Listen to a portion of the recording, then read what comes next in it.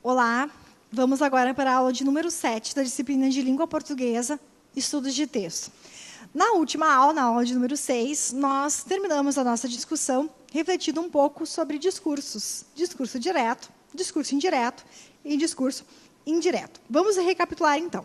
Discurso direto é quando as falas dos personagens aparecem em forma dialógica, com as demarcações sinalizando qual fala é de qual personagem. Por isso, aparecem os travessões e as aspas, indicando as citações, as falas de cada um. No discurso indireto, isso não acontece. Há sempre uma reprodução de uma terceira pessoa que nos traz a ideia dos personagens. Por isso que no discurso direto, a gente tem as falas e os personagens em aspas, ou o uso de travessões, enquanto que no discurso indireto, uma terceira voz, uma voz em terceira pessoa, traz essas explicações. Por isso que eu tenho a forma do verbo mais que. Vamos exemplificar aqui.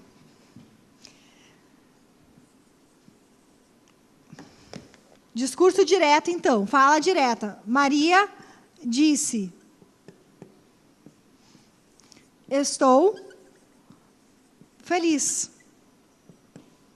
No discurso indireto, eu não vou ter a fala diretamente da personagem. Não tenho a fala da Maria. Alguém vai reproduzir essa fala. Maria disse que estava feliz. Quer dizer, eu tenho uma terceira voz que vai me reproduzir a fala de um personagem. Por isso que a gente tem aquela fórmula muito clássica do discurso indireto, que é o verbo mais o que. Então, alguém, uma terceira voz, sempre vai aparecer no discurso indireto. Enquanto que no discurso direto aparecem as falas literais. Por isso que a gente tem os travessões, marcando isso linguisticamente, e a gente tem as aspas em algumas outras circunstâncias. Nós vimos também que, além do discurso direto e do discurso indireto, a gente tem uma terceira possibilidade, que é o discurso indireto livre, que é quando eu conheço as falas, as ideias dos personagens, mas não é uma marcação clara, como o verbo mais o que. Então, eu tenho um discurso indireto, livre, justamente porque eu vou perceber as falas dos personagens no discurso dessa terceira pessoa, desse narrador. Mas mais importante do que nós pensarmos nessas questões do que é um discurso direto, indireto, indireto, livre, e a gente saber a transposição do discurso direto para o discurso indireto, porque isso cai muito nos vestibulares.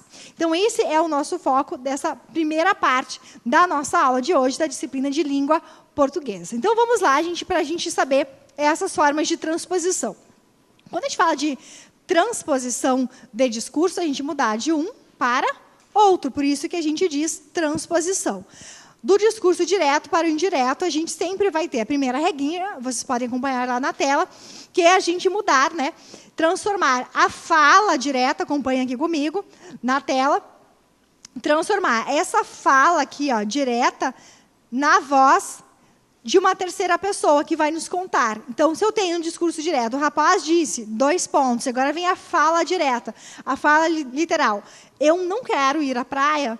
Quando eu vou reproduzir toda essa aspiração, essa oração, eu vou dizer indiretamente, por exemplo, o rapaz disse que não queria ir à praia. Olhem só, de novo, o verbo mais o que são as marcas do discurso indireto.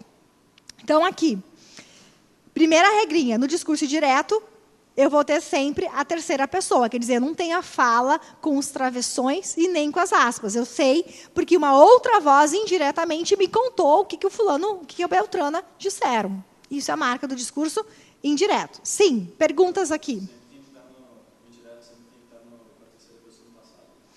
Olhem só que pergunta interessante. Se o discurso indireto tem que estar sempre na terceira pessoa e no passado.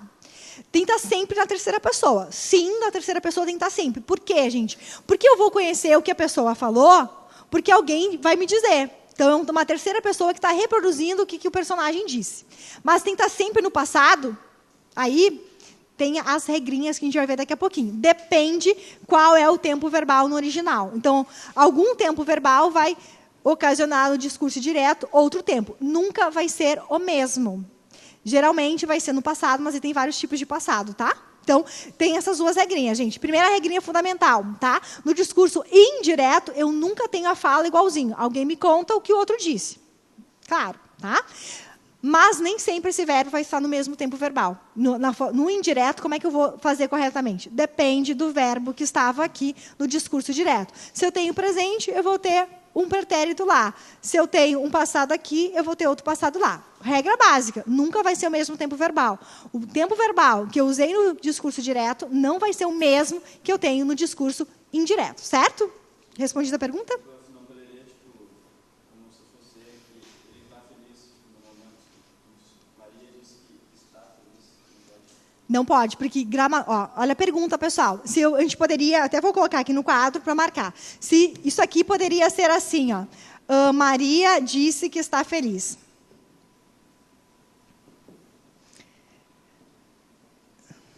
Olhem só, para chegar ao raciocínio da tua pergunta.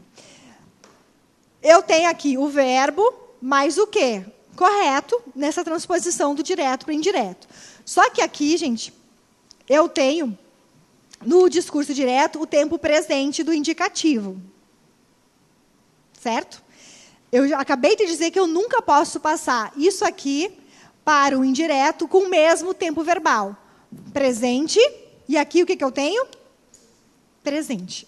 Não posso. Primeira regrinha, eu nunca vou passar um tempo para o outro e sendo o mesmo, tá? Nunca do discurso direto para indireto eu vou usar o mesmo tempo verbal. Então, só isso aqui já me diz que está errado, porque aqui eu tenho também o presente do indicativo. Presente do indicativo com presente do indicativo, direto, indireto, pode? Não pode. Eu sempre vou ter um tempo verbal diferente. E aí a gente já vai ver que a regrinha que quando eu tenho o presente do indicativo, aqui eu vou ter o pretérito.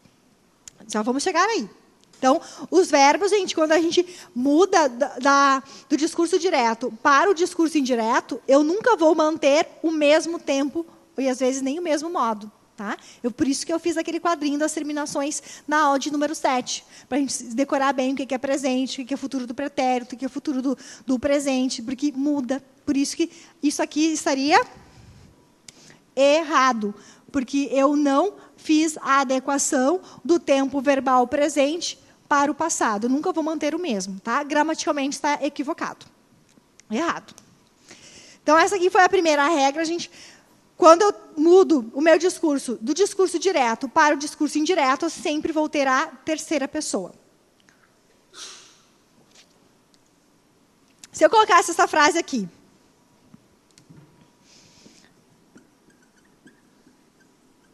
Clara disse, : Maria canta bem. Aqui eu tenho um exemplo de quê? Discurso direto ou discurso indireto? Eu tenho a fala direta de alguém, o diálogo direto, reproduzido literalmente, ou alguém me contou. Essa frase aqui. Direto. Então, aqui eu tenho um exemplo de discurso direto. Agora, se eu escrever assim, ó. Vou colocar em preto, ó. Vou dizer tudo isso aqui de outra maneira. Vou transpor o meu discurso direto para o indireto. Clara, eu já sei que Clara, verbo mais que, né? Clara disse que Maria... Ó, vou até marcar aqui, antes de terminar. Ó. O verbo mais o quê?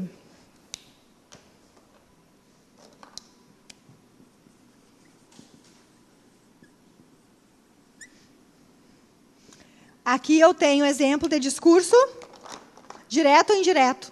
Quando uma terceira voz diz o que a outra falou. Indireto. Discurso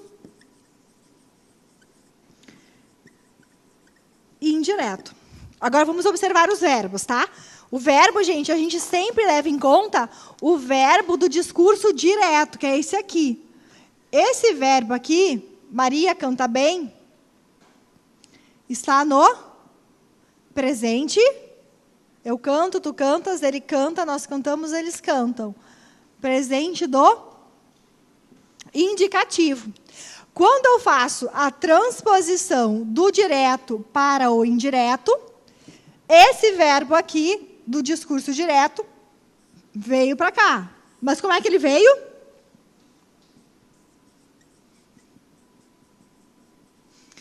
Ele veio no mesmo tempo verbal? Maria canta, Maria cantava bem. É o mesmo tempo verbal? É presente, é presente?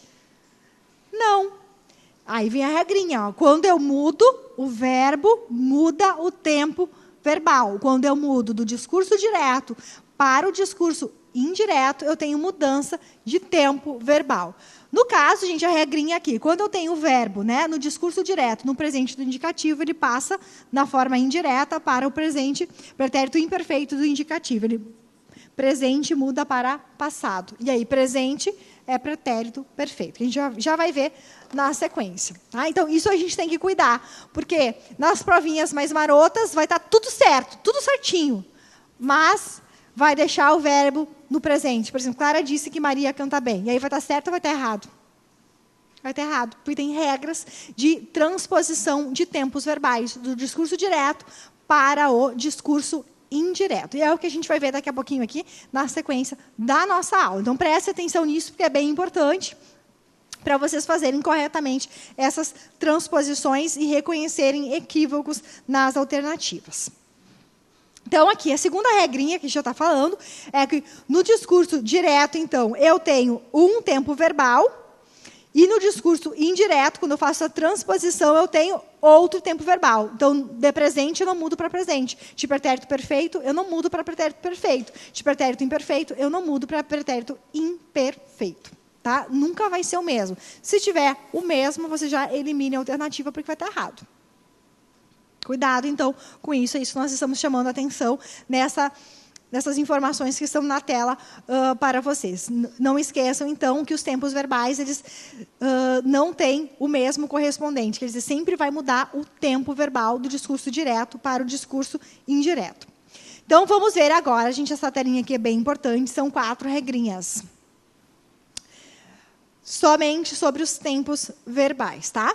Quando eu tenho, né, no meu discurso direto, o presente do indicativo, eu vou transformar o meu presente do indicativo em pretérito imperfeito do indicativo.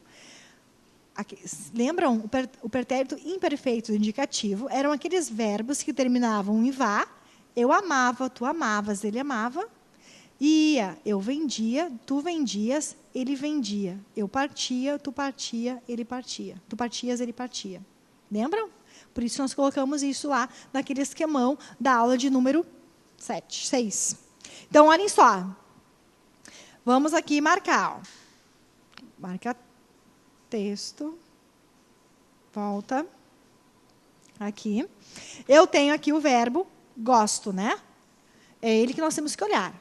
Porque sempre, gente, é a frase direta que a gente vai transpor para o discurso indireto. Então, se o rapaz disse, 2 pontos, frase direta, eu não gosto de cerveja, quando a gente for reproduzir uma terceira voz, essa mesma informação, a gente vai dizer, o rapaz disse que, né, o verbo mais o que, e eu vou transformar o tempo verbal do presente para o pretérito imperfeito. O rapaz disse que não gostava de cerveja. Por quê? O presente eu transformo em pretérito imperfeito. Essa é a regra. Então, toda vez que eu tenho no discurso direto o presente do indicativo, eu tenho que transformar o presente do indicativo em pretérito imperfeito do indicativo. Por isso que é importante a gente saber como é que são as terminações, para a gente não errar.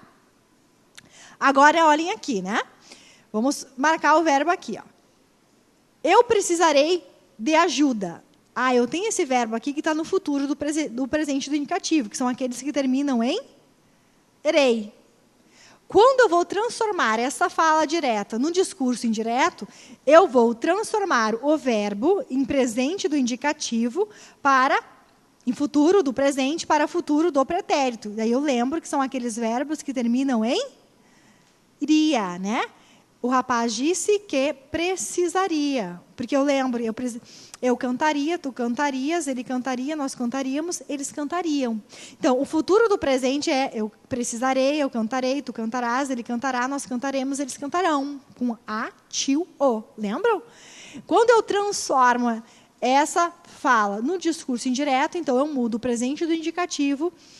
Desculpem, eu mudo o futuro do presente para o futuro do pretérito. Então, em vez de dizer que é uma afirmação, né, eu precisarei, ele precisaria de ajuda. Então, os correspondentes são futuro do presente muda para futuro do pretérito. Essa é a segunda regrinha de equivalência dos tempos verbais, da voz direta para a voz indireta. Quando eu tenho o imperativo afirmativo, aqueles verbos que dão ordem, né? Faça, corra, se inscreva, pegue logo, vá logo, eu tenho pretérito imperfeito do subjuntivo. Eu tenho que lembrar, né? Pretérito imperfeito do subjuntivo são aqueles verbos que terminam em SSE. Se eu cantasse, se tu cantasses, se ele cantasse, se nós cantássemos, se eles cantassem. Se eu vendesse, se tu vendesses, todos aqueles que têm o SSE. Então, tem que saber isso, para saber o que é esse futuro, esse pretérito imperfeito do subjuntivo. Então, vamos ver aqui. Ó. O rapaz ordenou ao frentista, e vem a fala do frentista. O rapaz diz para o frentista, recolha. Eu tenho aqui o imperativo, está dando uma ordem. Então, o rapaz ordenou ao frentista que eu transformo o verbo do imperativo em verbo do pretérito imperfeito do subjuntivo. Essa é a transposição do discurso direto para o discurso indireto. E agora o último caso. Eu tenho o pretérito perfeito do indicativo. Eu sei que aqueles verbos que terminam em ei, i. Lembram? Falar. Eu falei, tu falaste, ele falou, nós falamos, eles falaram. E eu vendi, ele vendeu, eles venderam. Eu parti, tu partiste, ele partiu, nós partimos, eles partiram. Isso é o pretérito perfeito de indicativo. Quando eu tenho na voz do discurso direto o pretérito perfeito do indicativo, eu vou mudar para o pretérito mais que perfeito. Mas olhem só, gente, agora tem uma novidade, a gente não falou isso na aula 6. Pretérito mais que perfeito do indicativo, mas ele é, olha só, composto. Qual é a fórmula? É o verbo tinha, o verbo auxiliar, mais o particípio. Eu tinha feito, eu tinha cantado, eu tinha vendido, eu tinha partido. Então, isso é o pretérito mais que perfeito do indicativo na sua fórmula composta. O que é fórmula composta?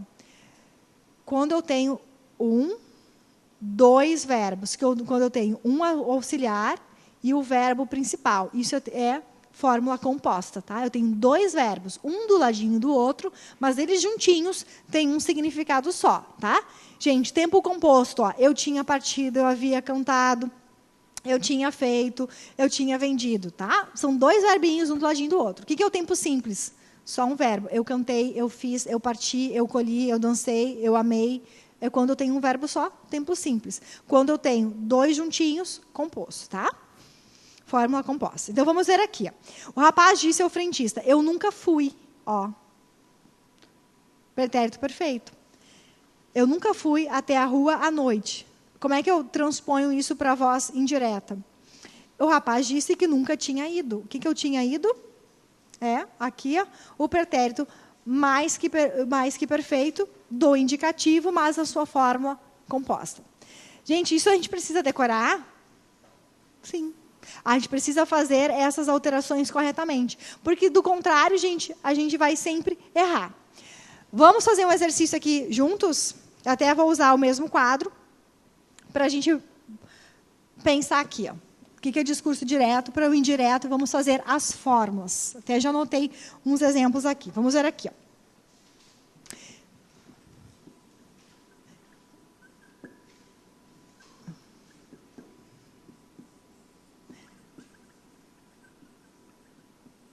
Opa. Eu amo.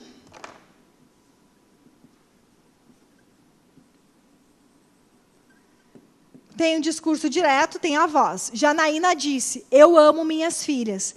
Se eu quiser transformar esse discurso direto para o indireto, como é que fica? Como é que fica? Como é o correto? Janaína disse que... E agora, gente?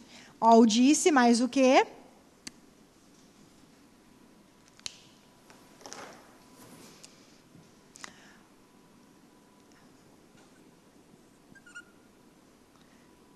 Primeira para a terceira, eu, ela, que amo está no presente. Como é que fica? Qual é o correspondente no discurso indireto? O presente eu mudo para o quê, gente?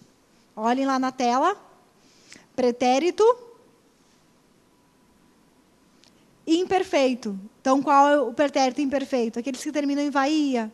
Então, Jaina disse que ela isso, amava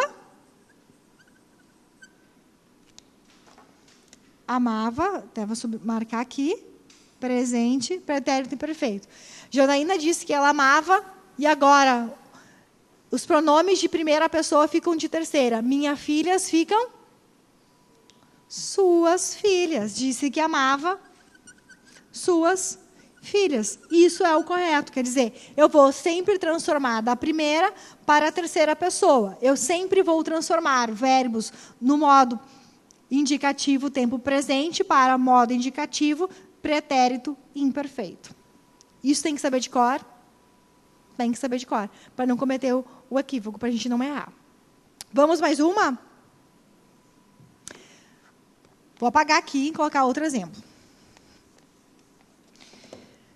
Se a Janaína disse, tire suas roupas da cama.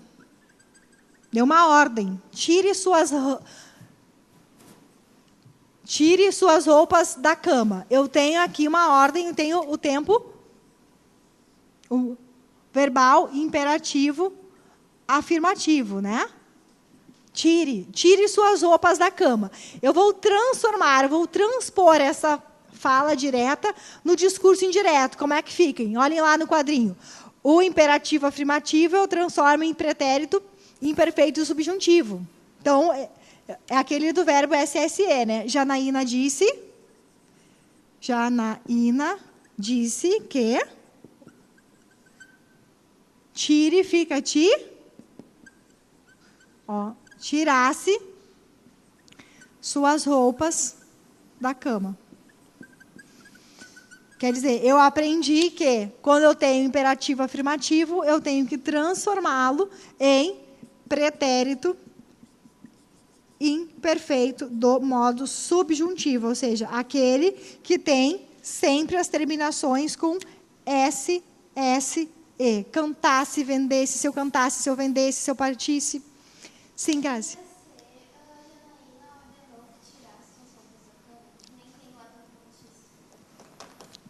Tirar o pronome e deixar só o artigo? Sim. Pode. Mas o que vale, o que conta, não é isso. É isso aqui. É a voz, é a fala, tá? Ali só pergunta. Se a gente poderia, em vez de dizer Janaína disse, Janaína ordenou que tirasse. Não vai mudar nada, tá? Porque ali é só um verbo descende. Só para introduzir indiretamente a fala do personagem. O que a gente tem que cuidar é do discurso direto, da fala direta, para transposição para o indireto. Isso aqui seria só mudar. Disse por ordenou, é só mudar um verbo. Não tem problema. Ele está mantendo o mesmo significado. Não tem problema. O que a gente tem que cuidar é a transposição dos tempos verbais, porque dependendo do tempo verbal que eu tenho no discurso direto, eu vou ter que escolher outro tempo verbal que seja correto na correspondência do discurso indireto. É isso que conta. E isso a gente tem que decorar, porque não tem outra forma, tá? Vamos ver mais um exemplo? Aqui, ó. Vou deixar sempre o Janaína disse. Janaína disse. Vou colocar aqui, apagar melhor. Eu fiz um ótimo suco ontem. Eu fiz um ótimo suco. Não vou botar o ontem, vou deixar para depois, tá? Eu tenho aqui um verbo, né? No discurso direto. Eu fiz. Qual é o verbo? Qual é o tempo verbal? Que pretérito eu tenho aqui? Eu fiz. Quem sabe dizer? Pretérito imperfeito, pretérito perfeito, pretérito mais que perfeito. Olhem na tabelinha do esquema da semana passada. Urá, eu cantara, fizera, partira. É? Não, né? Não é o pretérito mais que perfeito. Vá e ia é o pretérito imperfeito. Isso aqui é um verbo irregular ainda, né? É pior, não é, né? Aqui, gente, nós temos o pretérito perfeito do modo indicativo. Se eu vou transpor para o discurso indireto, Janaína disse que, né?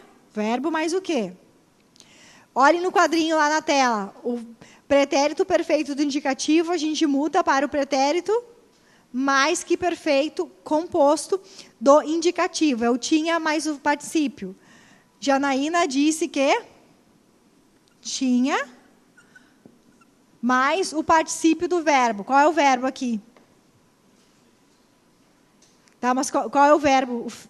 Antes de chegar ao particípio, fazer. Eu tenho que colocar o fazer no particípio. Eu tinha isso. Eu tinha, que ela tinha feito um ótimo suco.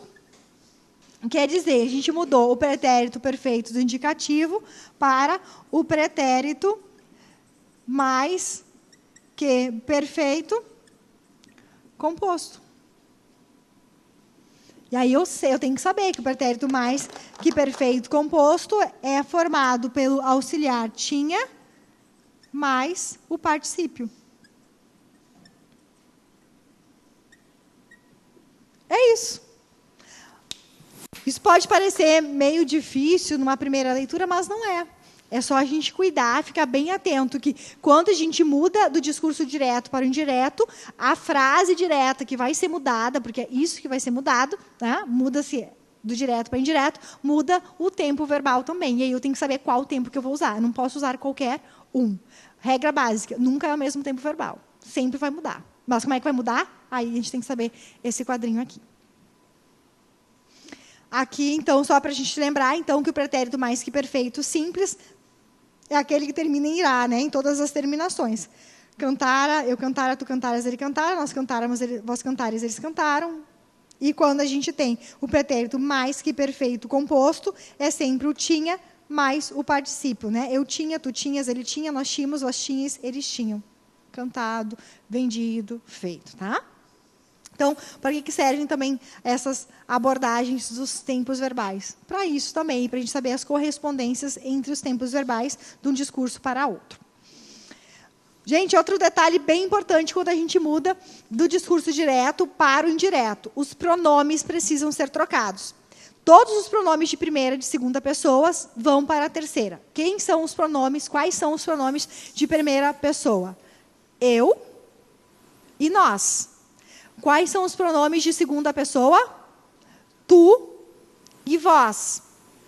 Os pronomes possessivos, meu e minha, são de primeira pessoa. Eles ficam seu e sua.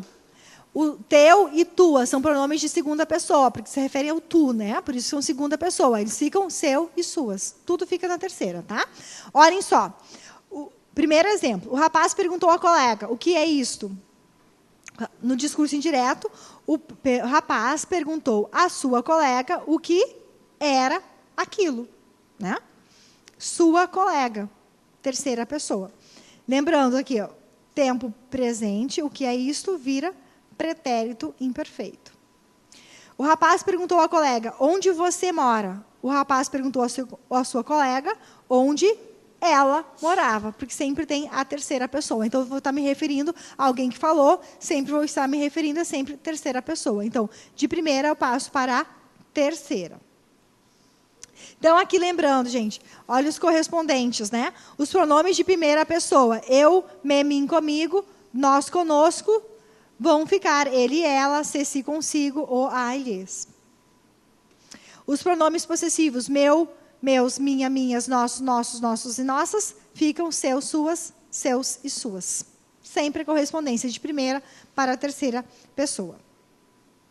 Agora, outro detalhe importante, os advérbios, né? Os deíticos. Os advérbios a gente tem que cuidar, né?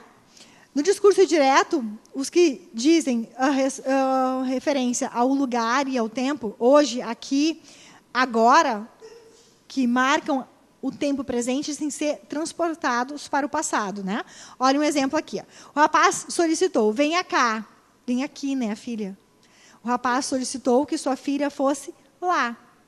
Tem os correspondentes. Então, eu sempre vou pensar na perspectiva de hoje, agora, aqui, cá, que é presente, passado, ontem, naquele instante, lá, ali. Assim, ó. Isso aqui é importante saber, ó. Hoje e agora eu troco por naquele dia e naquele momento. Aqui e ali eu troco para ali e lá.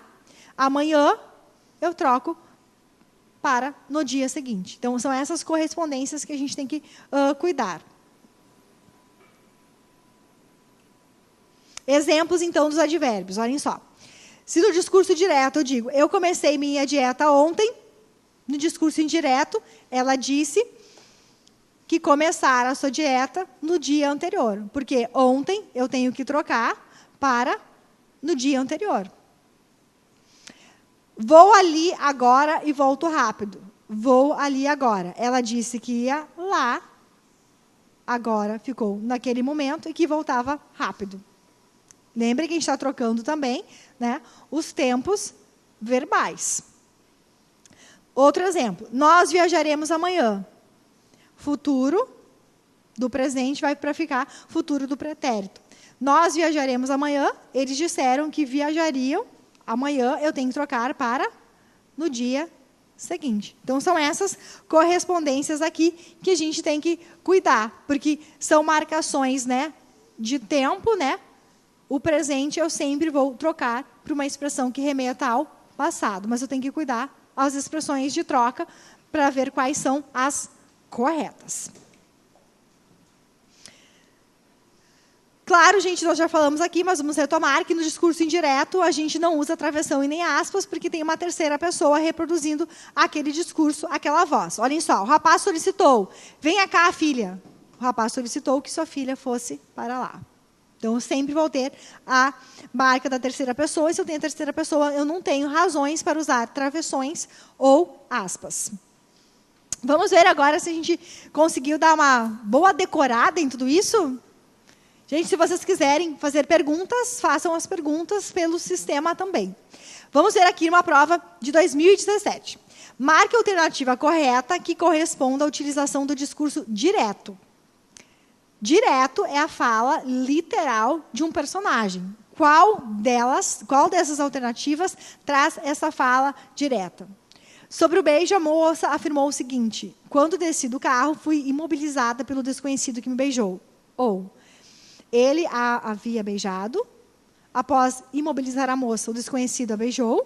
Ou, quando a moça desceu do carro, o desconhecido a imobilizou e a beijou. Qual delas que eu tenho a fala direta da personagem?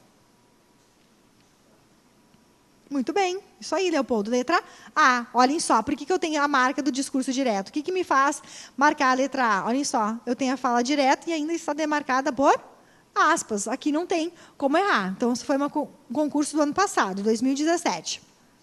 Outra questão da FATEC. Ela insistiu. 2 pontos, travessão, vem a marca, né? Da fala direta. Me dá esse papel aí. Na transposição da fala do personagem, qual é a fala do personagem? Essa partezinha aqui. Para o discurso indireto, a alternativa correta é...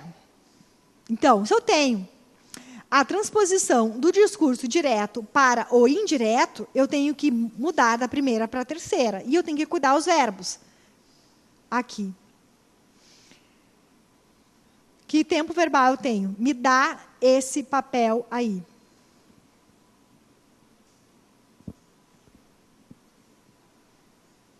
Não está dando uma ordem? Me dá esse papel aí? Não é uma ordem? Imperativo.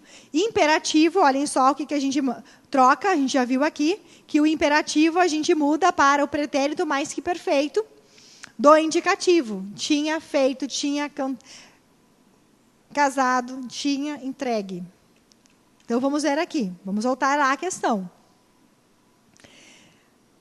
Como é que fica? Ela insistiu que desse aquele papel aí. Ah, mas tem mais um detalhe. Tem um advérbio aqui que eu tenho que prestar atenção. Aí fica o quê? Eu tenho que trocar por? Posso marcar a primeira? Não é igual? Não é igual? Não é igual? É, né? Pode ficar igual? Não, gente, nunca fica igual. Então, só com isso eu elimino a letra... Opa! Eu elimino a letra A, eu elimino a letra C e eu elimino a letra D. B ou E? Qual é a resposta, será? Porque as duas têm um ali, né? Porque eu já sei que o advérbio aí eu tenho que trocar para ali. Eu também sei que eu tenho que trocar a primeira pessoa para a... E agora, qual a resposta? Ela insistiu em quê? Muito bem, acertou de novo. Lhe desce aquele papel ali. Então, o que a gente tem que cuidar, gente? A pessoa de primeira para a terceira e os tempos verbais e os advérbios. São só 3 coisinhas, não é tanto assim, né? FUVEST, o maior vestibular do Brasil, fez essa questão em 2000. Sim, a Vitória falou assim, mas Fabiano resmungou, franziu a testa, achando a frase extravagante. Aves matarem bois e cabras, que lembrança. Olhou a mulher, desconfiado, julgou que ela estivesse tresvariando. Esse é um fragmento do Vidas Secas, do Graciliano Ramos. Uma das características do estilo de Vidas Secas é o uso do discurso indireto livre. Ah, discurso indireto livre. É aquele em que é mesmo em que as falas dos personagens estão embutidas no discurso do narrador, sem que o narrador diga de quem é a fala. Isso é o discurso indireto livre. E agora, gente, o discurso indireto livre acontece em qual trecho?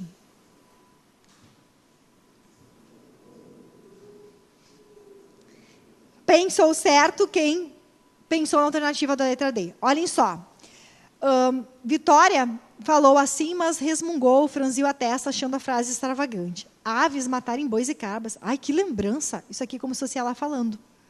Mas o narrador não disse que a fala era dela. Então, aqui é um exemplo de discurso indireto livre. Até muda, né? O palavreado já muda, quer dizer, a gente já vê que é uma coisinha diferente, que é a fala de um personagem dentro da fala do narrador. Agora também do vestibular da FUVEST, agora de 2007. Muito disse quando alguém lhe perguntou se gostara de um certo quadro. Alguém perguntou, você gostou do quadro? Muito. Se a pergunta que se refere ao trecho fosse apresentada em discurso direto, a forma verbal correspondente a gostara seria... Agora a gente tem que fazer o contrário, do discurso indireto para o direto. Qual será? Ah, eu tenho que saber, né? Gostara. Que tempo verbal é? Eu gostara, tu gostaras, ele gostara. Eu vendera, tu venderas, ele vendera. Ah, qual é o tempo verbal, gente? Pretérito. Opa, mais que perfeito. Quando eu tenho pretérito mais que perfeito, eu tenho que mudar para o pretérito perfeito. Gostou. Então, se perguntei o que ele gostara, na voz direta seria, no discurso direto, você gostou do quadro? Muito. É isso. Ó, você gostou do quadro? Essa seria a fala. Por quê, gente? Porque eu sei que quando eu tenho o pretérito perfeito, eu tenho que mudar para o pretérito mais que perfeito. Isso é o raciocínio ao contrário. Por isso que eu estou dizendo, gente, sugerindo a vocês que decorem, são só 4 tempos verbais que têm seus correspondentes diferentes. Então, esses 4 vale a pena decorar para vocês não errarem a questão, porque aqui foi do discurso indireto para o direto, que as regras são sempre as mesmas, né? Ao contrário, obviamente, né? Então, sempre dê uma olhada com carinho naquele quadro da equivalência dos tempos verbais, do discurso direto para o indireto, porque são as mesmas do discurso indireto para o direto. Quer dizer, é vice versa. Mais uma questão agora da FGV de 2003. A alternativa em que ocorra discurso indireto. Onde nós temos exemplo de discurso indireto.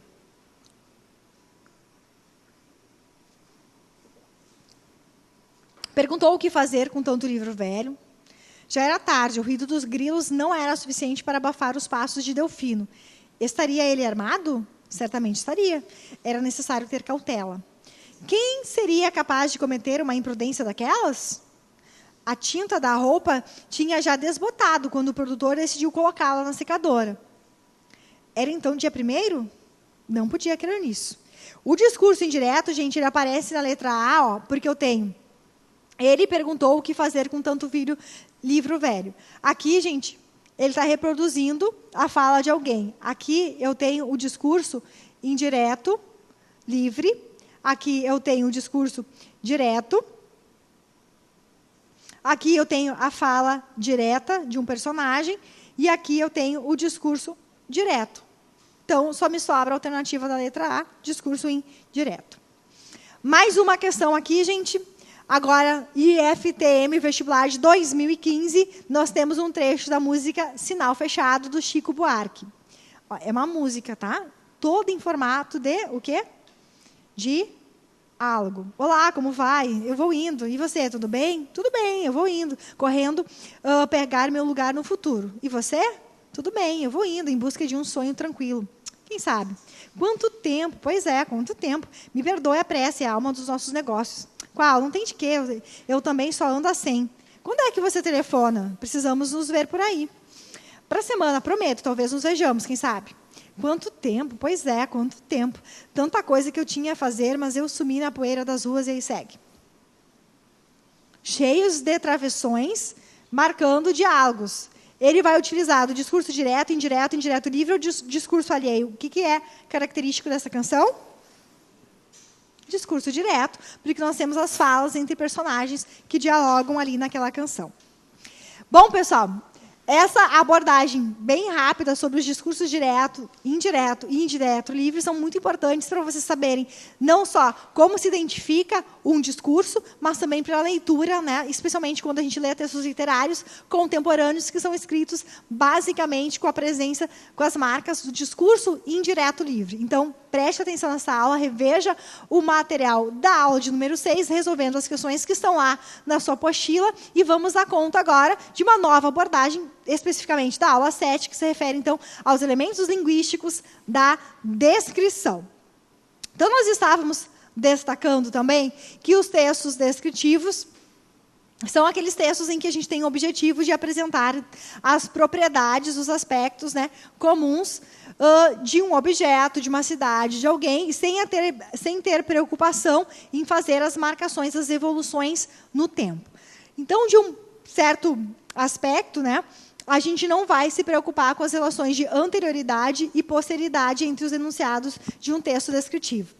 Então, o que é anterioridade e posteridade? É o antes, o durante e o depois. Eu não tenho o objetivo, a meta de marcar essas relações temporais. Eu tenho a meta de apresentar os atributos, as características, os estados, né, de uma paisagem, de um objeto, de alguém, de uma sala, enfim, de um ambiente. Então, vamos ver um exemplo aqui. Ó. Cidade do Rio de Janeiro. Então, é uma página do município do setor de turismo, né? Uma das cidades mais fotografadas do mundo tem uma característica. Ela é uma das mais fotografadas. Seu litoral montanhoso tem outra característica. E entrecortado proporciona vistas deslumbrantes. Outra característica. A cidade do Rio de Janeiro foi a segunda capital do Brasil. Outro dado que caracteriza essa cidade, depois de Salvador. Desde seu governo brasileiro, de 63 até 1960, quando Brasília foi inaugurada, ela foi a capital. Então, tem uma marcação aqui. Hoje, possui 6,5 milhões de habitantes. Guarda importantes patrimônios, históricos e culturais. Olhem só quantas características eu tenho para descrever a cidade do Rio de Janeiro. Então, esse aqui é um exemplo típico dos textos descritivos. Quer dizer, a gente vai apresentando as caracterizações, aquilo que é particular, que descreve, então, a cidade do Rio de Janeiro. Ela também é a segunda cidade com a maior população de afrodescendentes do Brasil. Ela só perde para São Paulo. Salvador é a terceira, com 3 milhões de pessoas que se declaram pardas ou negras. Quer dizer, tem mais uma característica sobre o Rio de Janeiro. Quando eu tenho um texto em que predominam, então, as características de um lugar, de uma pessoa, de um objeto, de um ambiente, eu tenho um texto, então, descritivo. Essa é a essência da descrição.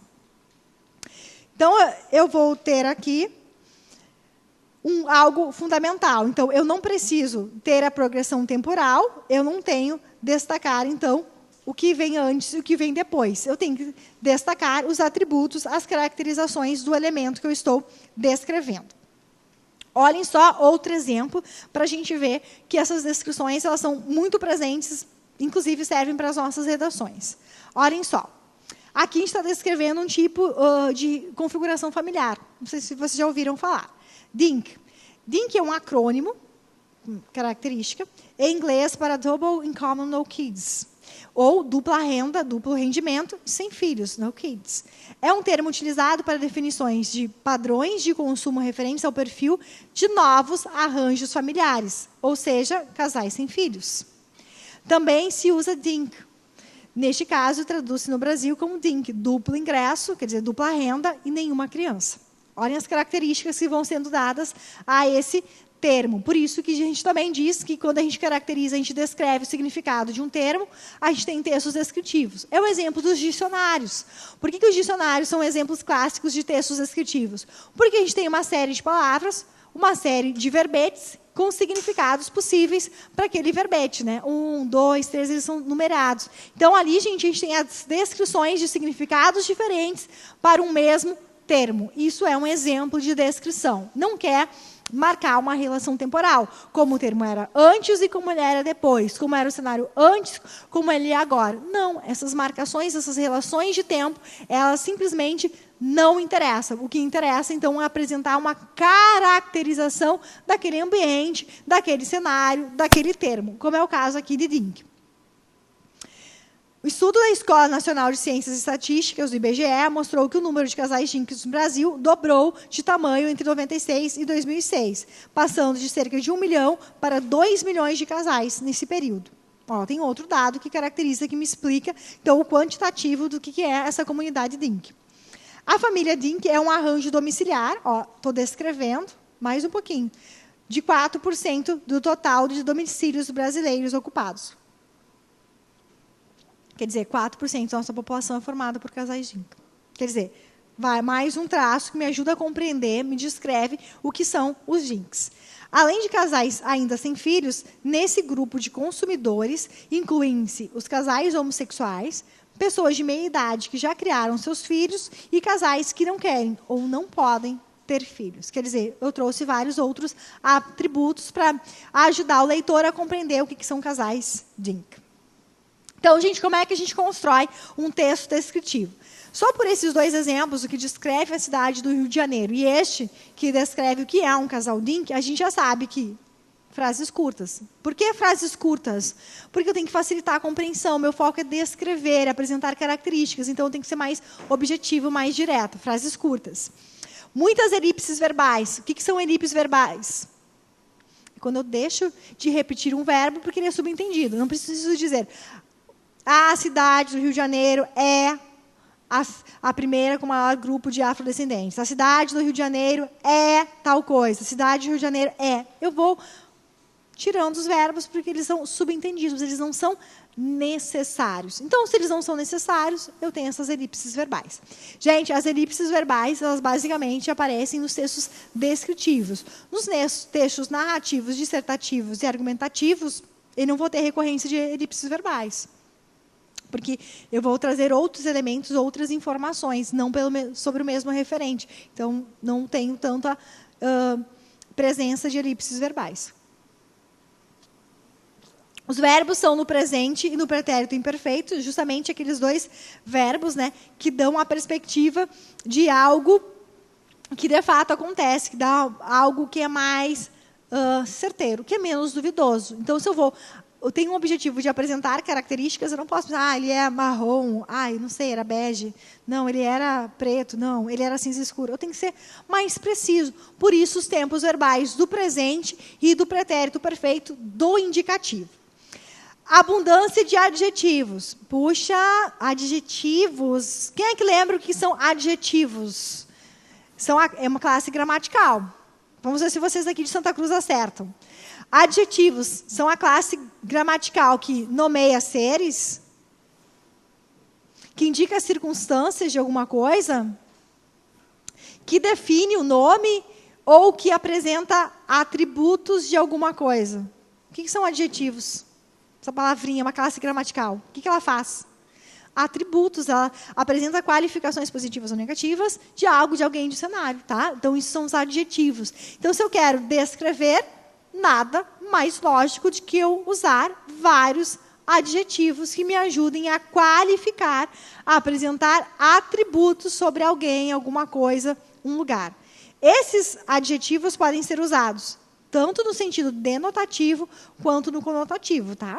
Lembram o que é denotação e conotação? Denotação. Linguagem com sentido, significado usual, direto. Aquilo que a gente vê lá no dicionário. É igual para todo mundo.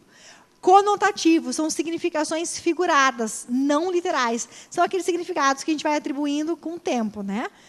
Lembrem, por exemplo, se a gente usar a palavra massa, quantas significações distintas a gente tem? Massa de macarrão, massa de pão, pode ser de massa de coisa legal, né? Cláudia Leite adora dizer que massa, né? Das apresentações das crianças no The Voice Kids. Quer dizer, se usa bastante, então, essa linguagem conotativa. Então, aqui, gente, os adjetivos podem ser tanto conotativos ou denotativos, porque o que importa é apresentar características. Se elas serão apresentadas denotativa ou conotativamente, isso é uma outra história. Outra característica, gente. Locuções adjetivas. Puxa, aqui vem um pouquinho de gramática. Quem é que sabe me dizer o que são locuções adjetivas? Bom, o nome já diz, né? Locuções adjetivas. Quando eu tenho alguma expressão que me apresenta um atributo. Um atributo, uma caracterização de algo. Só que locuções sempre são duas ou mais palavras. Então, locuções adjetivas é quando duas ou mais palavras exercem a função de um adjetivo. Então, ela era louca por risada. Uma pessoa risonha. Louca por risada é igual a risonha, certo? Então, louca por risada é uma locução adjetiva. Se eu disser assim, fulano adora leite de mãe. Leite de mãe não é leite materno? Locução adjetiva. Quer dizer, quando eu tenho duas palavras dando um significado só. Leite materno. Leite de mãe, desculpem, materno. Então, quando eu tenho uma locução adjetiva, é quando eu tenho, na verdade, duas expressões que vão dar um atributo, um detalhe, um adjetivo para alguém, alguma coisa, algum lugar, tá? Então, não confundam, tá? Adjetivo é diferente de locuções adjetivas. Por quê, gente? Adjetivo é uma palavra só. Locuções adjetivas são duas ou mais palavras que têm a mesma função de um adjetivo. Só não são adjetivo porque são mais de uma palavra. Pensem, leite de mãe, leite de mãe. É a mesma coisa de que de mãe é a mesma coisa que materno. Então, de mãe é uma locução adjetiva e materno é o adjetivo, tá? Mas, independentemente, gente, desse formato, se são locuções adjetivas ou se são adjetivos, a gente tem sempre o objetivo de, aqui na tela, de descrever. Por isso que elas são classes gramaticais e sintáticas muito presentes nas redações dos textos que são naturalmente descritivos. Vigor nas especificações, acompanhem ali na tela, procurando captar a essência do objeto descrito. Quanto mais detalhes, quanto mais atributos eu coloco no meu texto para descrever, melhor fica a minha descrição, ela fica mais completa, tá? Então, para isso, eu vou usar verbos que designam estados, né? O que são estados? Como se parece alguém, como se parece alguma coisa, como se parece em algum lugar. Os verbos, por exemplo, fulana é, fulana parece, fulana fica semelhante a, fulana permanece bonita, fulana continua bonita. Então, são verbos que me ajudam a construir esse painel de atribuições e significações. Tudo isso, gente, com pormenores. Mas pormenores a partir de um ponto de vista. Por que a gente diz isso, gente? Porque, dependendo do ponto de vista, eu vou ter uma descrição ou outra. Vamos imaginar a seguinte situação. A Gabi, ela é advogada de defesa. A Ana é de acusação. E as duas vão descrever um mesmo crime. Vão contar pormenores daquele crime. Será que a descrição da Ana e da Gabi vão ser as mesmas? Não, porque o ponto de vista delas é diferente. Uma é de acusação e a outra é de defesa. Então, o ponto de vista ele interfere muito na descrição. Quer dizer, a gente vai recolher, vai captar alguns detalhes, dependendo do ponto de vista que a gente vai defender ali na nossa descrição. Por isso que a gente diz que toda descrição é sempre permeada por um ponto de vista. Quer dizer, a seleção de informações que a gente vai colocar ali marcam, então, qual é o ponto de vista que a gente vai apresentar. Gente, fazendo um parênteses, isso aqui a gente já falou bastante, isso vale para todos os textos, e não apenas para os textos descritivos. Por exemplo, a gente elege um assunto que está acontecendo agora. Vamos imaginar o assunto do momento, o ataque na Síria, né, dos mísseis. Se a gente mudar o texto, mudar a fonte, a gente vai ver que as descrições não são iguais, mas é o mesmo evento. Quer dizer, mudam-se os objetivos, mudam-se os pontos de vista, mudam-se os retratos verbais, mudam-se as descrições que a gente tem de um mesmo evento. Então, o ponto de vista, ele interfere na descrição que nós vamos apresentar. Lembretes, gente, olhem só. Quando a gente descreve verbalmente um ambiente, uma personalidade, a gente tem que ter a sutileza de transmitir de acordo com o fato, pessoa analisadas e alguns fatores que levam em conta, gente. Cor. Eu vou descrever, por exemplo, o meu quarto. Eu tenho que descrever as cores que ali tem. Quer dizer, eu vou selecionar várias informações que me dê conta de um retrato verbal, para que o leitor, quando ler o texto, ele vai ficar imaginando tal qual. Então, eu vou destacar as cores, a altura do pé direito, né? O comprimento de determinado tamanho, as dimensões de determinados móveis, dizer quais móveis, né? Quantos são, em qual posição das paredes eles estão, quais são as características desses móveis. Mas o quarto é meu. Eu posso destacar as minhas características. Por que eu escolhi determinadas cores? Por que eu escolhi determinados objetos para o meu quarto? Quer dizer, eu tenho que selecionar, gente, o maior número possível de detalhes, de aspectos sobre os quais eu vou falar no meu texto. Porque isso significa descrever. Quanto mais complexo, mais completo, melhor dizendo, né? Mais completo, melhor. Por isso que a gente fala de cores, de altura, de comprimento, de dimensões, características físicas, psicológicas. Estou descrevendo um lugar. Cambará do Sul. Impossível falar de Cambará do Sul sem pensar na sensação térmica, das temperaturas negativas. Que oscilam entre quantos graus? 2 graus positivos e 10 negativos. Quer dizer, eu vou trazer várias informações que descrevem de maneira mais completa. Posso destacar sobre o clima, a vegetação, a perspectiva espacial, né, a localização. Se é alguma pessoa que eu estou descrevendo, eu posso apresentar peso, posso apresentar também a altura, né, as dimensões psicológicas. Se eu vou falar de um objeto, eu posso falar da utilidade dele, das inúmeras utilidades. Se eu vou descrever um lugar, a localização. Quer dizer, quanto mais aspectos eu selecionar para atribuir características, para dar atributos daquilo que eu estou descrevendo, melhor. Porque isso vai configurar a descrição. Gente, se eu não faço isso, eu vou ter um texto descritivo? Se eu não dou, pelo menos, vamos imaginar uns 5 detalhes de uma coisa, de uma pessoa, de um lugar, de um ambiente que eu estou escrevendo. Se eu não tiver umas 5 caracterizações, será que eu estou fazendo um texto descritivo? O que vocês acham? Sim ou não? Pelo menos 5 aspectos diferentes sobre os quais eu devo falar. Será que eu vou ter? Se não fizer isso, 5 coisas diferentes, será que eu vou ter um texto descritivo? Eu corro o grande risco de não ter, de a minha chance é muito maior de eu contar uma história do que eu descrever. Então, cuidado, quando a gente vai fazer um texto e vai analisar um texto descritivo, a gente tem que procurar várias caracterizações, vários atributos daquele objeto ou daquela pessoa que está sendo ali descrito. Então, 5 caracterizações são bem significativas. E claro que a seleção de informações, de características, ela é muito dependente daquilo do ponto de vista que eu quero desenvolver. Certo, gente? Então, vamos ver aqui. Praia da Ferrugem, um lugar lindo.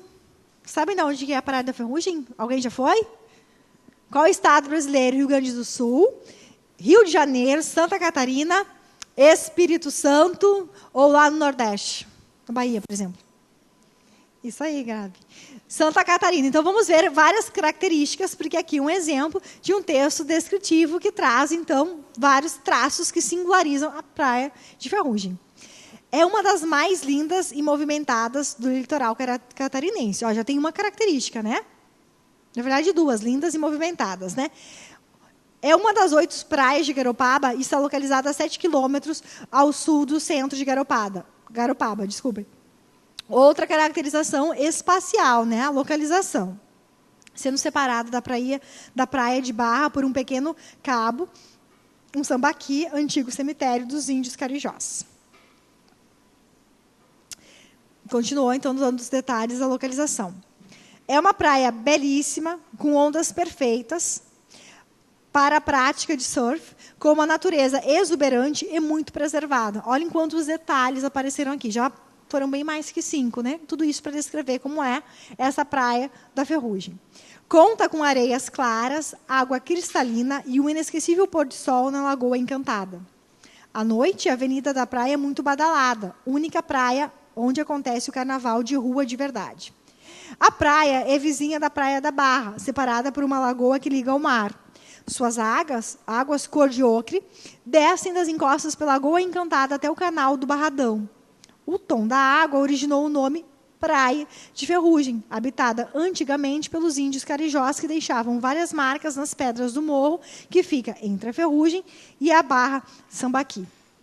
Então, aqui outro exemplo de textos descritivos, olhem só, que reforçam aquilo que nós estamos falando, olhem só. Frases são curtas, não tem nenhuma frase que tenha mais do que 4 linhas. Então, tem um bom tamanho. Olhem só, uso dos verbos no tempo presente. Vários deles são com essas marcas. Mais um aqui. Frases curtas. O número expressivo de adjetivos, né?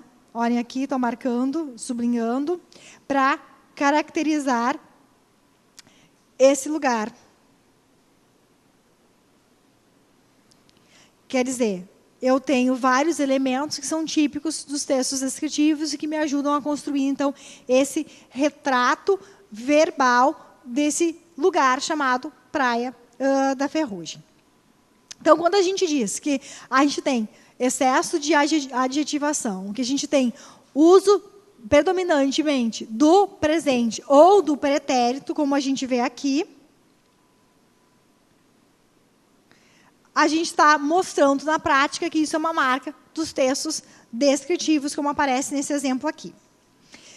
Outro detalhe importante, gente, quando a gente vai avaliar, e vem aquelas questões de que modo textual aquele texto é construído, qual deles predomina. A gente tem o uso de comparações. Por que as comparações são um elemento bastante importante? Porque quando eu comparo um elemento com outro, eu tenho que fazer a associação, apresentando as semelhanças e as diferenças entre um e outro. Isso também me ajuda a compor esse retrato, né, verbal daquilo que eu estou descrevendo.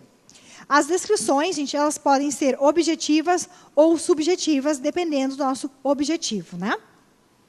As descrições objetivas e subjetivas, nós também falamos sobre elas na aula 6. E vamos só lembrar de maneira muito resumida aqui. As descrições objetivas são aquelas que são pautadas, então, naquela descrição que todos vão enxergar, vão concluir as mesmas caracterizações. Por exemplo, essa sala aqui, atrás da professora, tem um quadro branco. Ninguém vai dizer que não. Então, é indiscutível, né? Então, uma descrição do nosso ambiente. As descrições subjetivas são aquelas que são pautadas, então, num olhar pessoal, subjetivo, né, particular de quem descreve. Então, a gente pode dizer que essa sala é agradável, a cor branca lembra a paz, a tranquilidade. É uma visão subjetiva que pode não ser igual para todos. Então, as descrições elas podem ser objetivas quando elas são irrefutáveis, indiscutíveis, todo mundo vai chegar àquelas mesmas descrições. As descrições subjetivas são perpassadas, então, por uma visão pessoal, subjetiva, de quem escreve. Então, elas não serão descrições iguais para todos. Então, lembrando que essa é uma divisão dos tipos de descrição que a gente pode usar na composição, na análise dos nossos textos. Agora, a gente vai pensar no outro aspecto bem importante, que é como é que a gente e a estrutura e como é que a gente analisa os textos descritivos. Gente, olhem só, acompanhando na tela, tá? Os textos descritivos, eles sempre têm 3 partes, basicamente. Eles sempre envolvem uma introdução, um desenvolvimento e uma conclusão. Como assim, gente? Toda vez que a gente vai descrever alguma coisa, vai analisar para identificar se aquele texto é ou não descritivo, a gente tem que pensar no que ele está descrevendo, onde isso aparece. Na introdução, nas primeiras linhas, a gente tem que saber qual é o referente. O que está sendo descrito? Se é uma personalidade, se é um objeto, se é um lugar. Então, descrever isso é fundamental e aparece na introdução.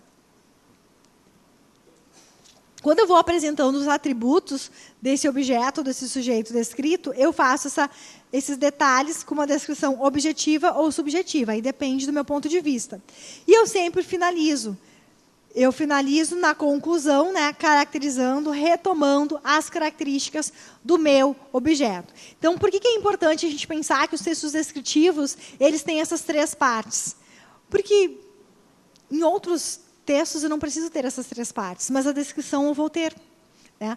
Eu vou ter a apresentação inicial, eu vou ter a apresentação de características que me ajudam a compor o retrato verbal daquele objeto, daquele cenário, daquele sujeito, e vou ter uma finalização. Então, isso é básico para todos os textos descritivos. Gente, eu vou ter isso em textos narrativos, como as histórias em quadrinhos? Sim ou não?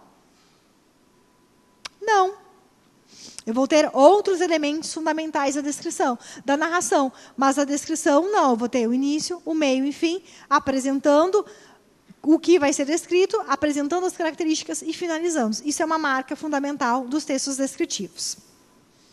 Então, lembrando aqui a descrição objetiva e subjetiva, que a gente já falou.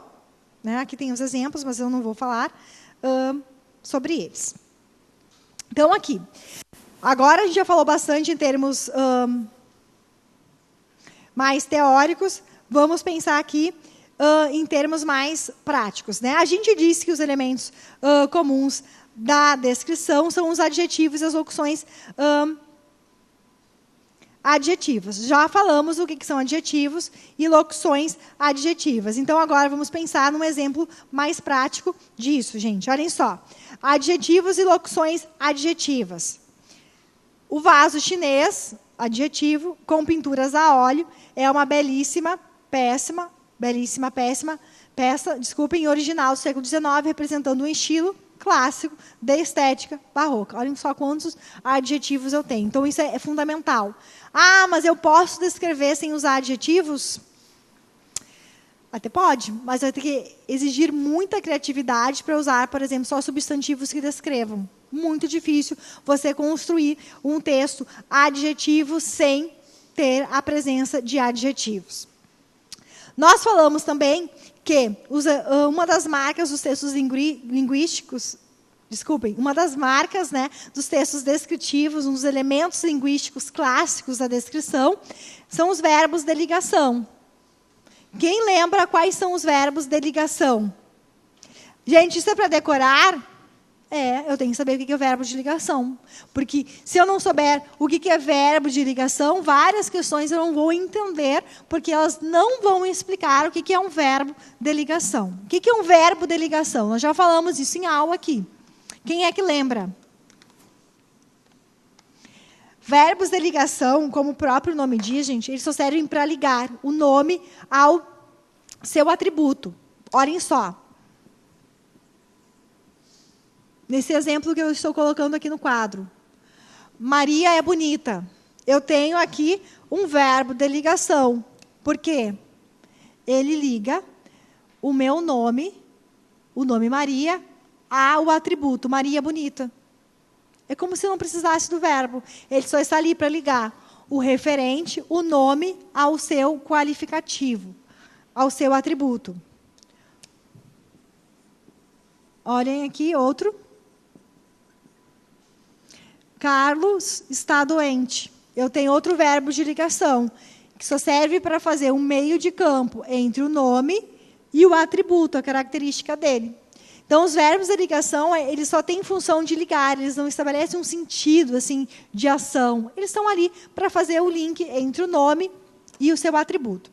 Quais são, então, gente, agora aqui vem a parte básica, os verbos de ligação? São poucos, dá para decorar fácil, tá? Ser,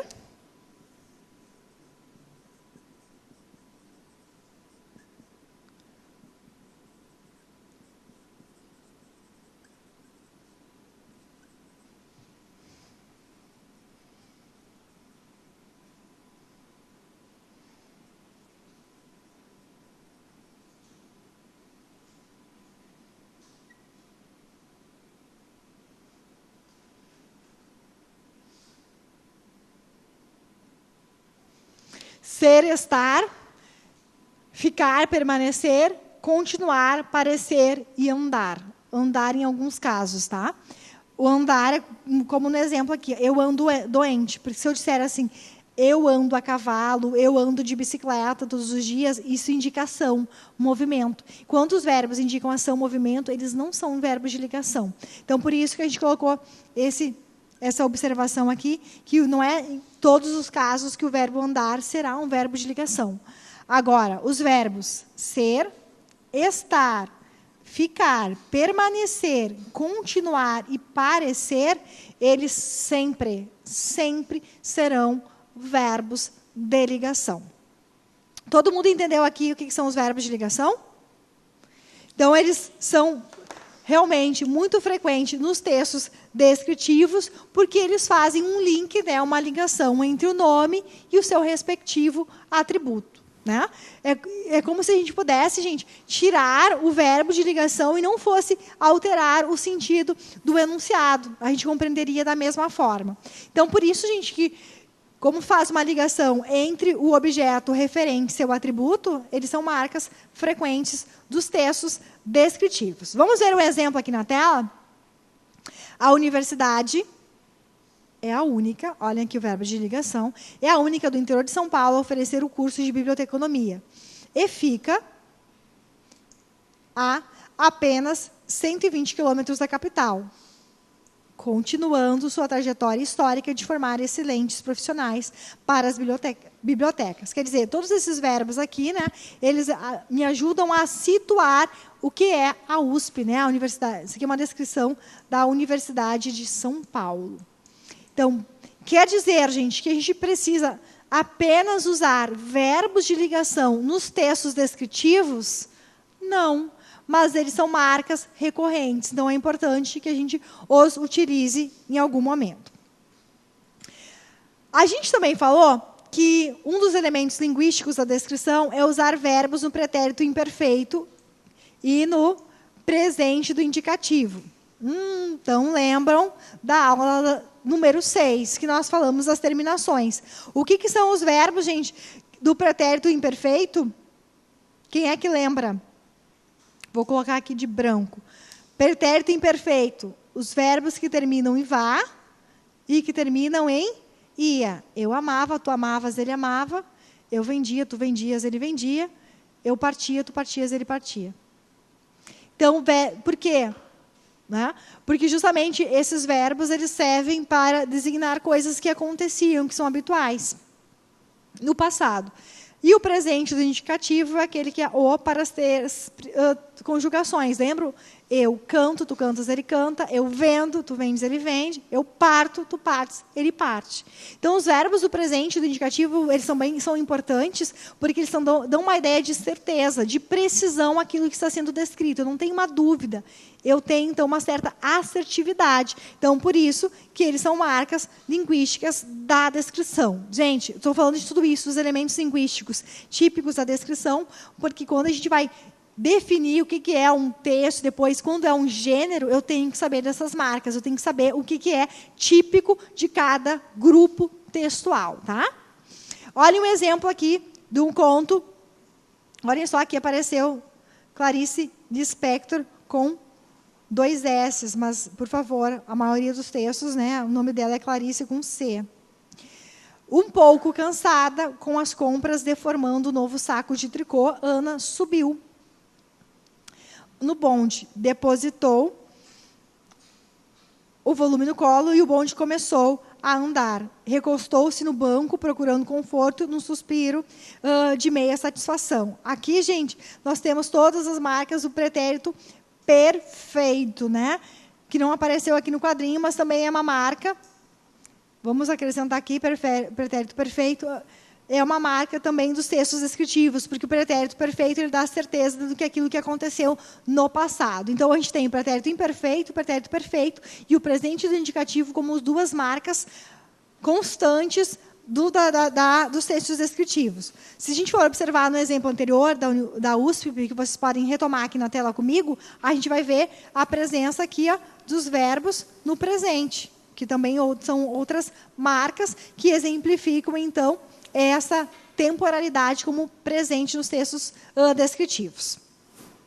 A gente também falou que uma das características dos textos descritivos são construir metáforas e comparações. Gente, vamos lembrar que uma das aulas, acho que a aula de número 3 da disciplina de literatura, nós falamos de metáforas. O que são metáforas? Quem é que lembra o que são metáforas?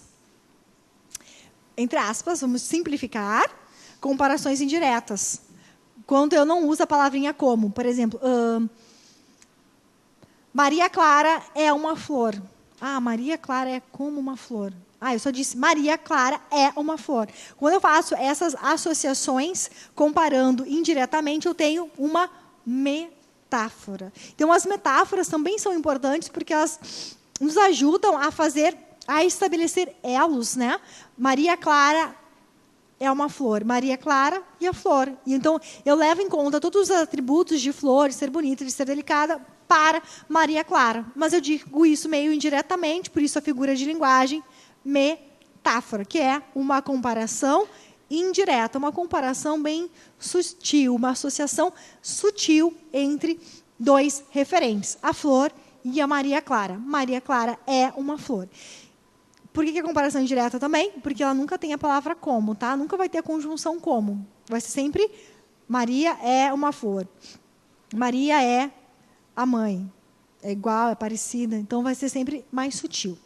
E as comparações são explícitas, né? Tal qual, tanto quanto. Então, vem com esses elementos, né? Essas conjunções comparativas. Tudo isso para quê, gente? Para a gente destacar, então, atributos de sujeitos, de personagens, de lugares.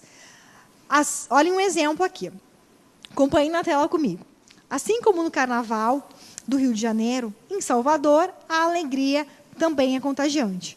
São 5 dias de vários desfiles pelas ruas, seja com escolas ou com blocos. Muita dança e música alegres e animadas. E ainda um ambiente muito agradável para começar bem o ano. Nas 2 capitais, que são símbolos da festa carnavalesca brasileira, só não se diverte quem não quer. Então, olhem só, eu tenho uma comparação explícita, né? Assim como no Carnaval do Rio, eu tenho em Salvador.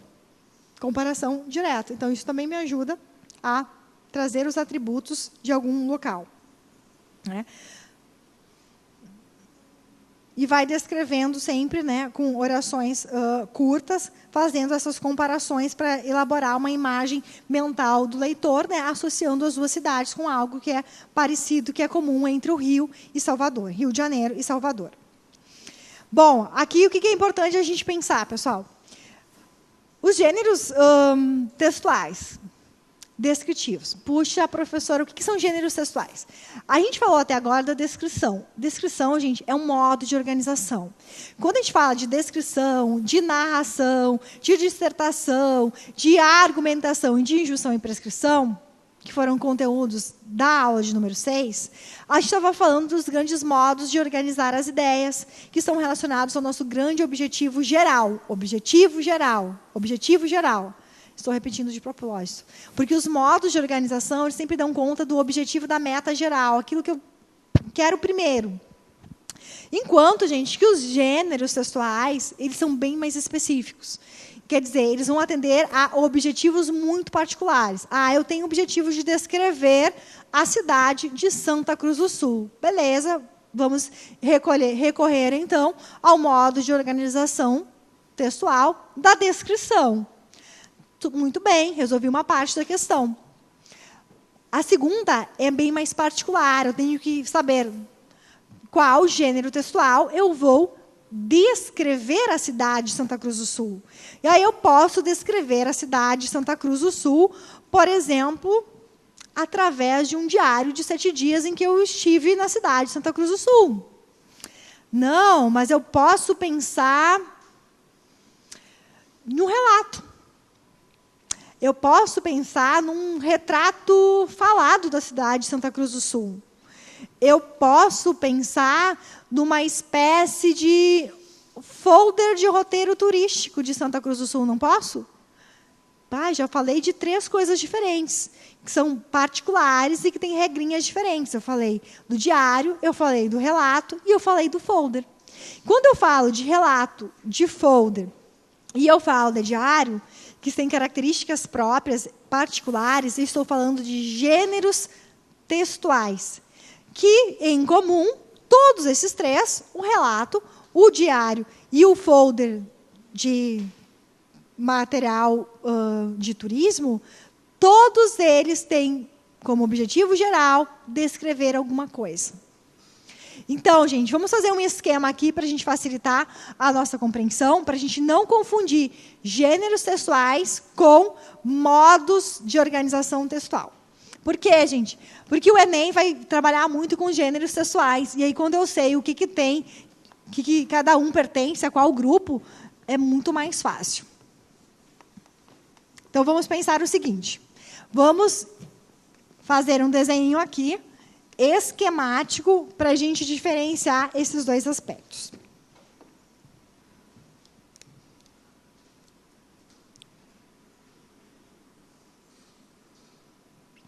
Aqui eu tenho os modos de organização dos textos.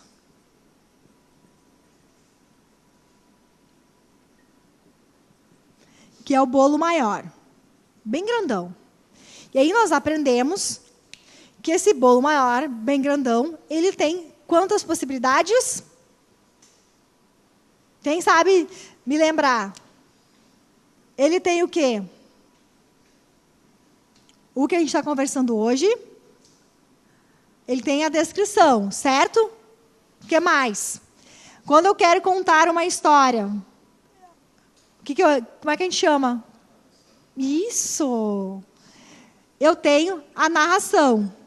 Mas, às vezes, eu não quero apresentar características de alguma coisa, descrição, e eu não quero contar uma história. Eu quero apresentar várias nuances, vários pontos de vista sobre o mesmo tema. Mas eu não quero apresentar o meu ponto de vista. O que eu tenho? Isso aí, muito bem, isso mesmo, dissertação. Mas, às vezes, eu quero defender um ponto de vista. Eu tenho uma tese, então eu vou fazer um texto que o meu objetivo principal é defender um ponto de vista, então eu vou pensar no quê? Na argumentação, perfeito. Mas, às vezes, eu não quero fazer nada disso. Eu quero apresentar um passo a passo, um tutorial, regrinhas de como fazer alguma coisa. Isso aí, perfeito. Ok, ótimo, nosso bolo grande. Esse bolo grande, então, são os nossos modos de organização textual, que são basicamente esses 5. Mas as pessoas são criativas, elas fazem vários bolinhos, elas criam, né, particularidades, né? Aqui eu tenho um bolo de chocolate, mas eu vou fazer um bolo de chocolate com café, eu vou fazer um bolo de chocolate com doce de leite, vou fazer um bolo de chocolate com recheio de maracujá. Não, eu quero com caramelo. E aí eu tenho vários bolinhos pequenos. Esses bolinhos pequenos, a gente chama de quê? Gêneros textuais, que são organizações particulares com uma regrinha para cada um. Então, essas variações, tudo dentro do bolo de chocolate com caramelo, com maracujá, com limão, com nozes, a gente chama de... Todos eles são bolos de chocolates, né? Então, todos eles estão no mesmo grupão, mas eles têm particularidades específicas. Então, a gente chama de gêneros textuais. Cada um desses grupos aqui tem gêneros textuais específicos. Então, vamos colocar aqui, por exemplo, os gêneros argumentativos. Quantos bolinhos, quantos gêneros a gente tem? Nesse grande modo, eu tenho, por exemplo, um gênero chamado carta aberta, eu tenho outro, que é um editorial, eu tenho outro, que é, por exemplo, a charge.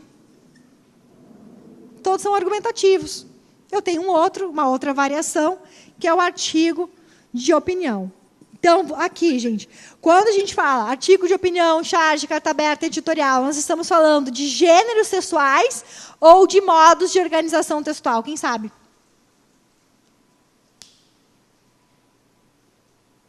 O bolinho, a variação do bolinho, o que é?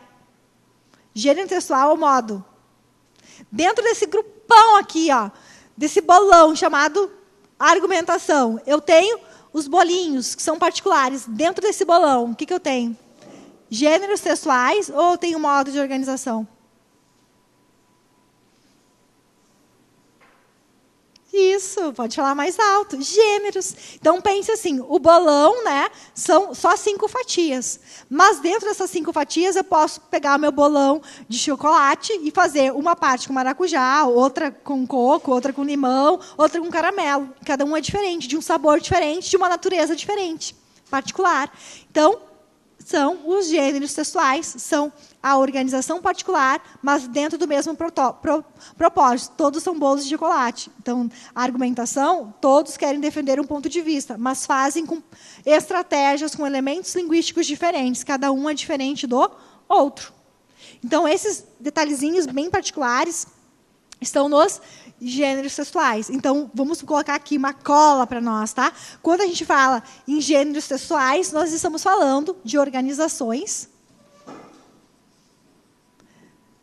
textuais com objetivos precisos. Vou botar muito precisos, para vocês pensarem, que não é geral.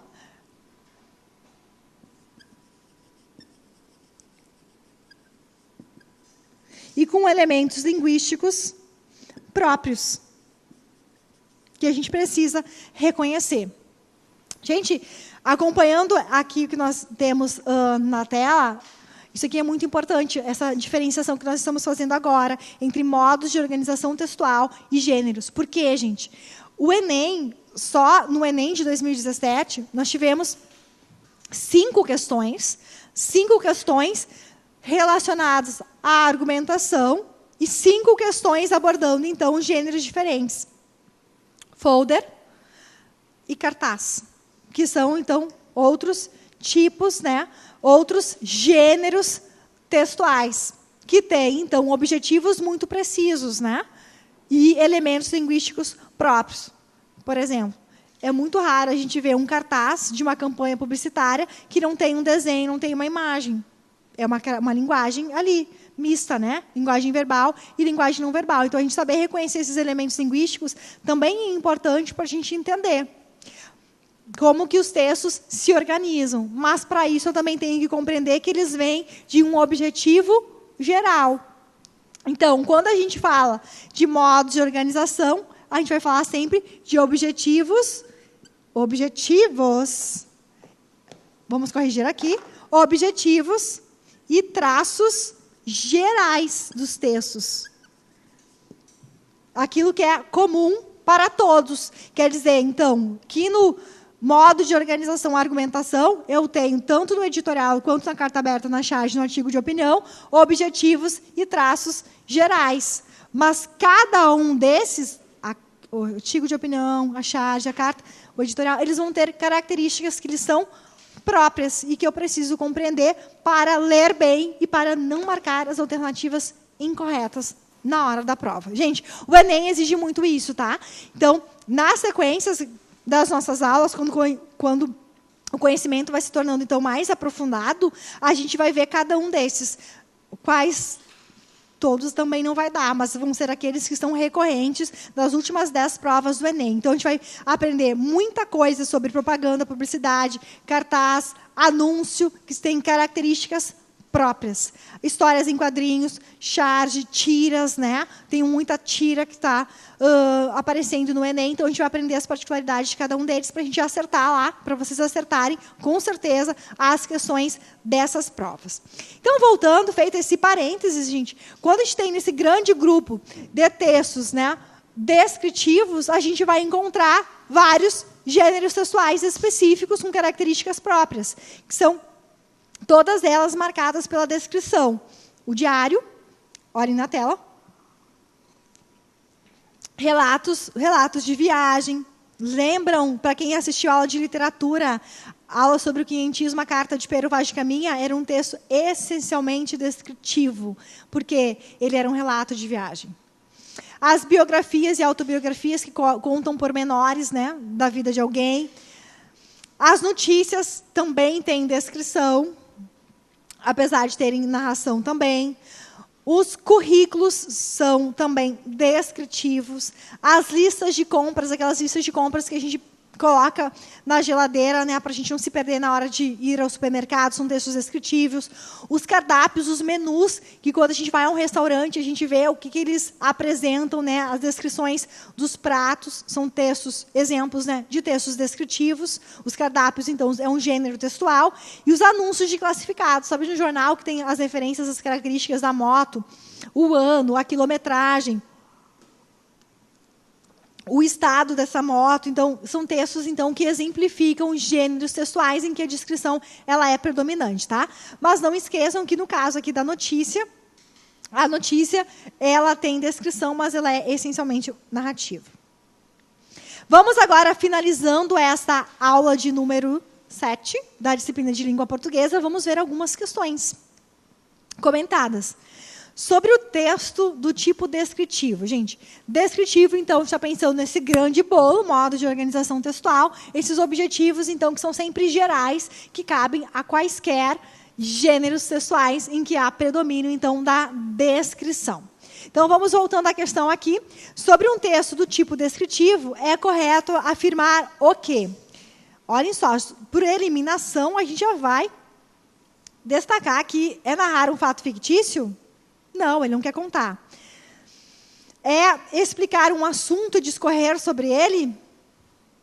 Com argumento e defendê-lo? Não.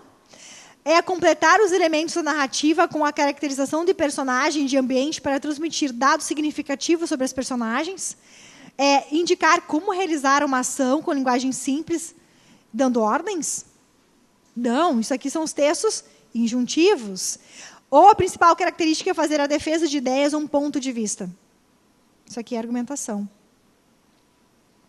Por que a letra C está correta? Gente, porque nós já falamos aqui, várias vezes, que esses modos de organização textual, eles não acontecem separadamente, né? No mesmo texto. A gente fala aqui separadamente para fins didáticos, mas o mesmo texto ele pode ter descrição e narração. E a alternativa C traz justamente o nosso conhecimento sobre isso. Eu estou contando uma história, um crime, estou narrando um crime. Eu posso descrever a roupa da vítima, os detalhes, os objetos que eu usava, os detalhes dos objetos que estavam na carteira, quanto de dinheiro foi roubado. Isso é descrição. Então, isso complementa a caracterização dos personagens. Então, a descrição pode, sim, estar junto de um texto que também é narrativo. Então, ela caracteriza, ela nos dá as nuances das circunstâncias de como ocorrem os fatos, de como são os personagens, tá bom? Então, vamos relembrar aqui, pessoal. Esses 5 modos, descrição, narração, injunção, argumentação e dissertação, eles não aparecem isoladamente, eles se misturam. E eles podem aparecer, até todos eles, no mesmo texto. Tá bom? Segunda questão, nós temos um fragmento do conto de Machado de Assis, A Causa Secreta. E diz o seguinte: o personagem Garcia estava atônico. Olhou para ele, viu sentar-se tranquilamente, estirar as pernas, meter as mãos nas algibeiras das calças e fitar os olhos, né, ficar concentrado no ferido. Os olhos eram claros, cor de chumbo, moviam-se devagar e tinham uma expressão dura, seca e fria. Cara magra e pálida. Uma tira estreita de barba por debaixo do queixo e de uma têmpora a outra, curta, ruiva e rara. Teria 40 anos. De quando em quando voltava-se para o estudante, perguntava alguma coisa acerca do ferido. Mas tornava logo a olhar para ele enquanto o rapaz lhe dava a resposta. A sensação que o estudante recebia era de repulsa ao mesmo tempo que de curiosidade. Não podia negar que estava assistindo a um ato de rara dedicação. Se era desinteressado, como parecia, não havia mais que aceitar o coração humano como um poço de mistérios. Então, a partir da análise desse fragmento do conto, nós podemos dizer que ele é um texto de relato, um texto narrativo, um texto dissertativo, ou um texto narrativo descritivo, ou um texto tipo carta argumentativa. Gente, eu espero que de cara vocês eliminem a alternativa da letra E, porque não está defendendo um ponto de vista, né? Até porque é um conto não vai em jornal nem revista, né? E ele não tem argumentos para rebater a opinião. Então, essa aqui a gente já traz de fora, né? Ele não está apresentando várias informações, né? No sentido de persuadir, né? Então, aqui a gente já tira essa opção. E agora, o que será que aparece? Ele está contando uma cena, mas, ao mesmo tempo que ele conta essa cena, ó, que envolve o Garcia, ele apresenta várias características de um personagem, não apresenta? Olhem só, tinha 40 anos, a cara era magra e pálida, tinha uma tira estreita de barba, debaixo de queixo. Por isso, gente, que ele é um texto narrativo descritivo. Ao mesmo tempo que o narrador nos conta uma cena, ele apresenta alguns pormenores dos personagens. Por isso que é um texto narrativo descritivo. Pessoal, eu espero que vocês tenham aprendido bastante sobre a descrição. Lembrando que a descrição ela é importante para a gente apresentar atributos de alguma pessoa, de algum objeto, de algum lugar ou de um ambiente. E que ela tem marcas incisivas e muito claras, seus elementos linguísticos que precisam ser reconhecidos por você. E é claro, gente, que a descrição ela é um modo de organização textual, assim como a gente tem a narração, a dissertação, a injunção e a argumentação. E que nesse grande modo de organização de ideias, que obedece a objetivos e traços gerais, a gente tem vários textos, né, com características muito particulares, que a gente agrupa nos gêneros textuais. E um gênero clássico, um gênero textual clássico da descrição é o retrato falado. Quem sabe você não escreve o seu próprio retrato falado? Então, fica o nosso desafio, o nosso convite, que você também leia a apostila da aula de número 7 e resolva todas as questões que estão lá para o seu treino, que é fundamental para você que quer se dar bem no vestibular e no Enem de 2018. Pessoal, bons estudos, uma ótima semana e até a próxima aula, que é a aula de número 8, na próxima semana.